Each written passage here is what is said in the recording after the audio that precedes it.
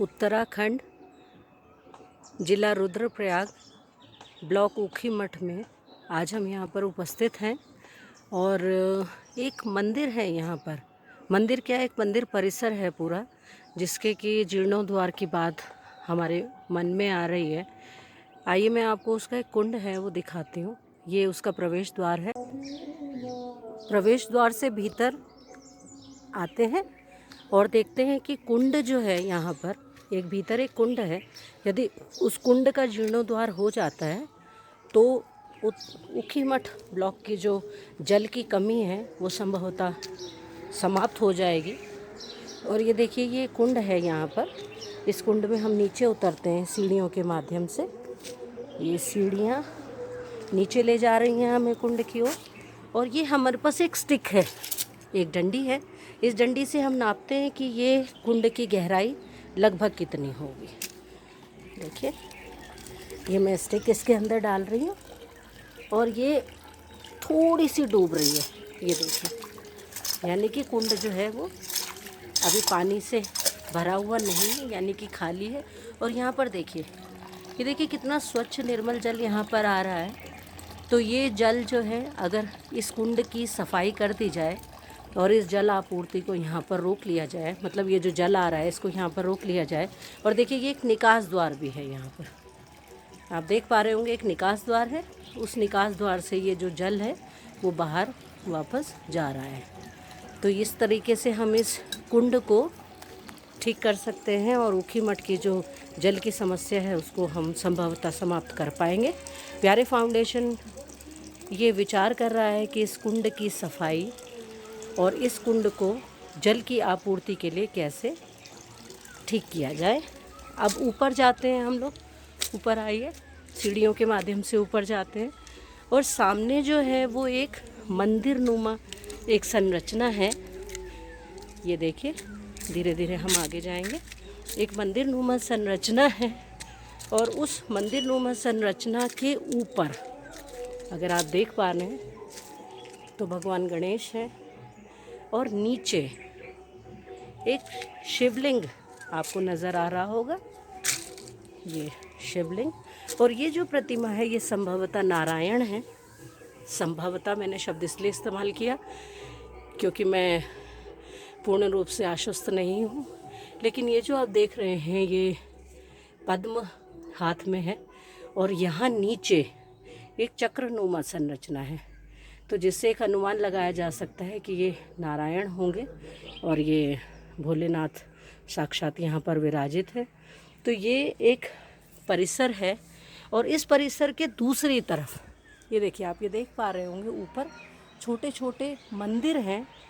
इन मंदिरों के लिए भी हम प्रयास करेंगे कि यहाँ पर देखिए, जीर्णोद्धार कराना तो आर्कियोलॉजिकल सर्वे ऑफ इंडिया के लिए भी बस से बाहर होता है, क्योंकि जीर्णोद्धार में बहुत ज़्यादा खर्चा आता है। लेकिन हाँ, हम ये कर सकते हैं कि ये जो यहाँ पर है इन्हें साफ़ सफाई करके अच्छी तरीके से मेंटेन कर ले। और अगर ये कुंड जो है, अगर ये कुंड जलापूर्ति के लिए ठीक कर दिया जाए तो मुझे लगता है कि बहुत सारी जो स्थानीय समस्या है उन समस्याओं का निवारण हो पाएगा। प्रवेश द्वार से बाहर निकलते हैं और मंदिर परिसर के दूसरे इलाके का निरीक्षण करें। ये देखिए, नीचे से हम शुरू कर रहे हैं, ये सड़क से नीचे से जब हम शुरू करेंगे तो ये देखिए छोटी छोटी कोठरियाँ आपको नज़र आ रही होंगी। ये देखिए, ये छोटी छोटी कोठरियाँ, यानी मंदिर परिसर जो है वो यहाँ से सड़क से प्रारंभ होकर ऊपर तक, जहाँ आप वो बड़े खंभे देख रहे हैं वहाँ तक है। आइए उसको देखते हैं कैसा है वो। ये प्रवेश द्वार है। प्रवेश द्वार से सीढ़ियाँ जो हैं वो ऊपर जा रही हैं। ये देखिए सीढ़ियाँ, और धीरे धीरे मंदिर परिसर जो है वो नज़र आने लगेगा आपको। ये देखिए, सबसे बड़ी जो संरचना है वो यहाँ पर वो ये वाली संरचना है। आइए इसको देखते हैं ये भीतर से किस प्रकार की है। यहाँ से हम सीढ़ियों से ऊपर जा रहे हैं और देखिए कैसे बड़ी संरचना के भीतर क्या है। तो मुझे लगता है ये शिवालय परिसर है, जो मेरी बुद्धि मुझे कह रही है। ये देखिए, ये जो सबसे बड़ी संरचना है इस परिसर की वो इस प्रकार की है। ये देखिए कितना इसमें झाड़ियाँ और कितना अव्यवस्थित हुआ है ये। देखिए इसके भीतर जाते हैं, भीतर जाएं तो ये देखिए भोलेनाथ विराजित हैं यहाँ पर, और कितना खूबसूरत ये दृश्य है। अब दूसरा जो संरचना है वो इस प्रकार की है बाहर से, और आप अंदर से देखिए। ये देखिए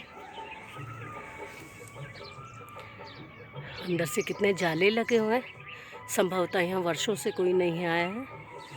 और एक ये तीसरी संरचना यहाँ पर है, इसके भीतर भी कुछ इसी प्रकार की व्यवस्था है। एक चौथी संरचना जो भीतर से पूर्णतः खाली है। ये पांचवी संरचना एक है, पांचवा जो एक छोटा सा मंदिर है, इसके भीतर भी आप देखिए यहाँ पर भी कुछ नहीं है। अब हम इसके ऊपर वाले यानी जो ये 5, एक बड़ा वाला, 2, 3, 4 और ये 5, अब 5 के ऊपर वाली रो में हम अगर जाएं तो देखिए सबसे लेफ़्ट साइड से शुरू करते हैं। ये देखिए एक ये है, यहाँ पर एक छोटा सा चबूतरा बना हुआ है इसके भीतर। तो चबूतरा में हो सकता है कोई मूर्ति रही हो किसी समय। और एक ये है, ये देखिए इसमें एक छोटा सा दरवाज़ा भी है। और अगर मैं यहाँ पर आपको जूम करके दिखाऊंगी तो ये देखिए भोलेनाथ यहाँ पर विराजित है। अब ये तीसरी संरचना, इसमें भी एक छोटी सी जाली नुमा एक दरवाज़ा बना हुआ है, और उसके भीतर अगर हम झांकें तो ये देखिए ये ऐसा लग रहा है जैसे कोई एक चबूतरा था जिसके ऊपर कोई प्रतिमा या फिर शिव लिंग स्वरूप में विराजित थे।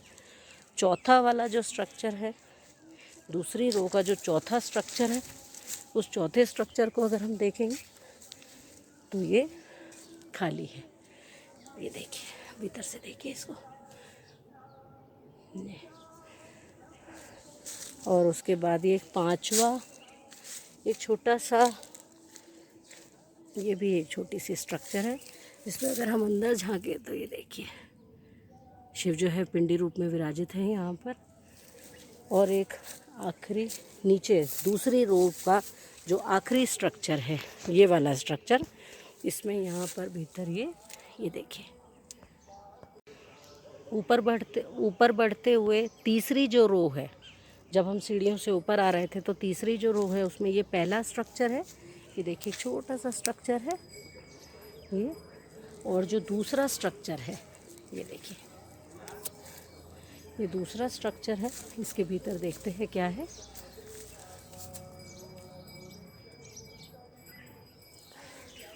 और एक ये है जो एक छोटे से किसी रेलिंग से कवर है। ये देखिए ये है, ये